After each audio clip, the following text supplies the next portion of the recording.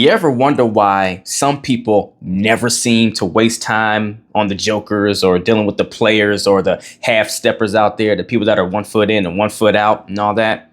Like they don't deal with the nonsense, or at least it always misses them. You know someone like that? Or are you in proximity to someone like that? Or you seen someone like that before?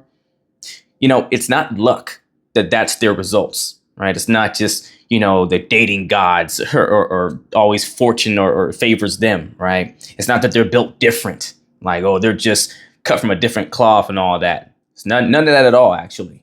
What you're seeing in real time is alignment.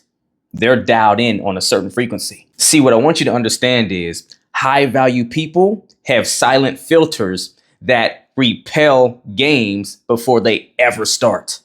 Meaning they are so dialed in on a subconscious level down to their intuition space that it picks up on things, and their vetting system is so sharp that it makes it almost impossible for them to not avoid toxicity from a mile away, or people that aren't serious, or people that are not genuine or not authentic, and all these things. So I'm gonna break down for you what they do differently. So I'll start by telling you a quick story. A client of mine, let's call her Leah. She used to attract situationships like clockwork, right? It was these cycles she was in. That's all she always wound up dealing with. It was frustrating for her, confusing, all the things. She would be really patient, understanding, kind to the guy, all the things, right? But guess what? The wrong ones, the jokers, oh, they love patient people with no standards. Oh, that's their sauce. You'll attract them all day if that's what you're putting out. So what I did was I helped her build her non-negotiables. And I gave her the number one question to ask early on. Now, not on the first date, right? No, early on in the process of dating these men. Because yes, you want to initially see if there chemistry. Could there be compatibility? Right? Get to learn them a little to know if this is even worth knowing something more intentional about this person. Then you get into asking that question, maybe the second date, third date, whatever, different strokes, different folks as far as the timing, but it doesn't need to be, and it probably shouldn't be on date one. We're just seeing if we like each other's energy first at that point, right? But I gave her the number one question to ask, which was, where do you see this going? And how soon do you want to know where this is going? Notice it's a two-part question, but oh boy, it is loaded with a framework that requires a certain type of substance answer and response from the person you're seeing, right? Or that you're dating, that says a whole lot based off of their response. And the reason why this question works so well, as it is two-parted, is because the first piece is where you clear out the obvious folks that don't make sense for you, right? It's a direct question of intention. And so if you're someone looking for a committed relationship, you know what it sounds like when someone gives you an answer that's not really showing that they're trying to build something real or open to that or whatever. So you'll weed out a lot of people initially really fast, right? Just by asking that simple question. And it's an open-ended question to see what their response is going to be, so you don't lead them in the answer. Then the second part that makes this take it to another level, this is the part I love, right? Is you asking them, how soon do you want to know where this is going? Right? That's $1 million piece of the question, because most people know that when you ask a question like, oh, where do you see this going? You're probably looking for an answer that says that they're trying to build something serious at some point, right? That's what everyone's going to guess and assume. So some people will give you the right answer you want to hear, right? Because they know that's the right thing to say, because they don't want to live in their truth or whatever the case is. So when you ask that second part, how soon do you want to know? Now you're asking for more intentionality, and you're asking for accountability on their end to give you something to track to see, all right, what's the timeline before you get clear on where you think this is going to go, and you wanting to try to work towards committing towards that. Now you have something to track, so that once that timeline comes around and they're still acting finicky or they're still acting unsure, either one or two things. Either they were lying or weren't being honest about what they were thinking and when they wanted to know, or they actually don't know and they're confused. Either way, they just disqualified themselves. Just like that. And just to throw this in, watch this. Say they give you an answer of a timeline or whenever, right?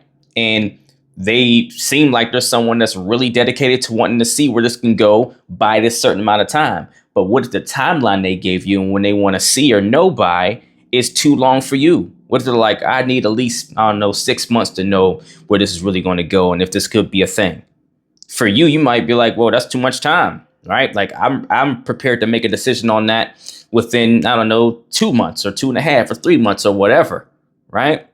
So just with that alone, you can have someone that is serious and looking for something committed, but they're on the wrong timeline than yours. They don't fit your requirements still. They don't fit your standards. You still just cancel someone out and saved yourself time. So what happened when Leah started asking this question on her dates with men earlier on in the process, right? Well, one guy ghosted her. Good. He got himself out the way. He canceled himself out early, so she wasted less time. And another guy, he stepped up. He actually tried to level up and tried to, match with her with the standard. Okay, hey, here's what I think it can go. And I guess I'd want to know by this time frame. That time frame fit more so for her. Okay, perfect. Now we have someone that you actually can try to start building with that has real potential. That's not just wasting your time. See, high value people vet early, right? They don't fear asking direct questions and they don't chase clarity. They create it because they're operating and moving. And these questions that come out to ask and these vetting pieces come from their alignment with self on a subconscious level, with their intuition, which is heavily tethered to their values, right? So that while they're in dialogue or navigating people, they naturally think to ask questions like that great number one question to ask, right? Because for them, they have to live and be what they're looking to attract. So naturally, whenever they're having an experience that it's a little getting confusing or things aren't making so much sense in the person they're dating and there's things that lacks clarity, naturally clarifying questions come out of them to go get the clarity they need from that person to make sense of whether they need to keep investing their time with them or not. Just like that. So if you're worried about scaring someone off, good. Let the unserious ones run. Let them go. Encourage them. Run faster, right? You just saved yourself 6 months of your life. Congratulations. If you're scared you'll be too much for someone, always remember, you're only too much for those who do not want to do the work. The right ones love your standards. Why? Because they're living by their own standards themselves, and they would feel crazy trying to be with a partner that doesn't have standards for themselves like they do. People want to see themselves in you as their partner. They don't feel like you're a contribution in addition to the way they live. Not that you are, a misalignment for the way they live, or you're a hindrance, or you pull them down, or they can't feel prideful about you as a partner because you don't hold yourself to standards and have requirements for what it takes to be with you the way they do for themselves. But the wrong ones all day long, they'll be uncomfortable and want to cha-cha slide away from your standards because they don't have standards to a certain degree. And I really always try to stress this, right? Really hear me. Whenever someone bails or runs because of your standards, what they're saying to you is, it's not about you. You just make me feel insecure about my lack of standards. Or being with you means I have to hold myself to a standard or step up or hold myself accountable in a way that I'm not ready for yet. It's not about you. Is the point here. It's about them and their actions that are reaction to your standards is telling you what they're trying to tell you that they're struggling with for themselves and they're getting out of your way, even though it may feel like rejection and all those things. Your only job ever when it comes to your standards is to make sure you have crafted healthy standards, right? Ones that serve you, meaning they're helpful to you, positive, loving, feed your spirit, and build you up. Check off all 5 check marks and then ask yourself if you want to put it against you dating people. Say, okay, these standards serve me. Now I have to be able to ask myself, how do these standards serve that person coming in?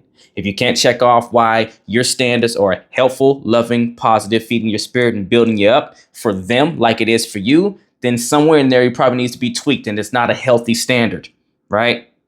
But if you've done that work for yourself, this is what I need. This is healthy for me. And this is positive in all these areas. And you can see how a partner coming in would benefit from that as well. Then don't question it. Stick and stand on it. If you need help getting your standards really christened where they need to be and getting your framework and your structure together so you can go out there and date with confidence towards the relationship you want and you deserve, so you can get off that carousel of, dating burnout or situationships and all the nonsense we go through, and then the heartache that comes from it and the drain. It's just exhausting talking about it. If you want to break that cycle and you need help building the tools and the skill sets to craft a better structure for yourself, then email or DM me the word coaching and we will get to work. Only if you're truly ready to put that work in actual one-on-one coaching sessions. If you're not ready for one-on-one coaching, not the time, space, or the resources, or maybe you're just beginning your journey and that's just a little bit deeper of a level than you're prepared for, that's okay too. Then at least email or DM me the word challenge to take my Relationship Rulebook challenge. It's a great entry point for those that really want to start doing the work, but are just getting new to doing the work.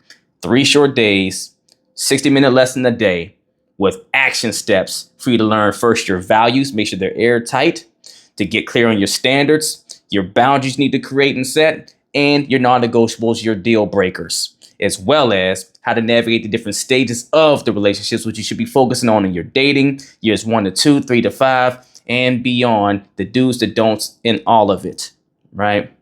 Something that only if you're looking to really put the work in, you're in that entry space, take that challenge. And look, and if you're a woman that's watching this video, definitely even start with my book, Joker-Proof Dating, back there to really help you learn to start christening some of your standards throughout that book and finding the red flags and the things to vet men in and out to stop wasting your time. It's all there for you. You just got to step up and take the challenge. Let's get it.